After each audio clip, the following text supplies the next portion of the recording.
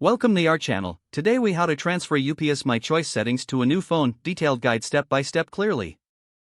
Open your new phone and download the UPS My Choice app from the App Store or Google Play Store. Once the app is installed, open it to begin the setup process. If you already have an account, tap on the Login button. Enter your registered email address and password associated with your UPS My Choice account. If you don't remember your password, tap on the Forgot Password link and follow the prompts to reset it. After logging in, you will be directed to the main screen of the app. To transfer settings, first locate the menu icon, often represented by three horizontal lines. Tap on the menu icon to access account options. Select Settings from the drop-down menu. In the Settings section, review your delivery preferences and notifications. Make a note of your preferences, as you will need to re-enter them on your new device. If you have saved addresses, go to the Address Book section.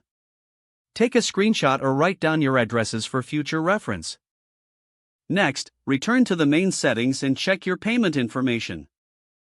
If necessary, enter your payment details again on the new device. For any special delivery preferences, navigate to the Delivery Options section. Record these preferences, and ensure you remember any specific instructions for your deliveries. After noting all necessary information, log out of the app on your old phone if you still have it. Now, on your new phone, access the settings again in the app.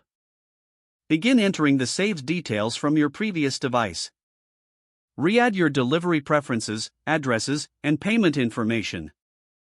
Verify that all settings have been entered correctly. Once completed, return to the main app interface. You should now see your updated settings reflected in the app.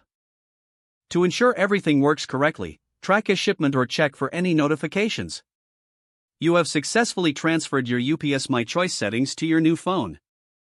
If the page does not load, refresh the browser or try again in a private or incognito window. Make sure you are using the correct email address, then retype it carefully to avoid small typos.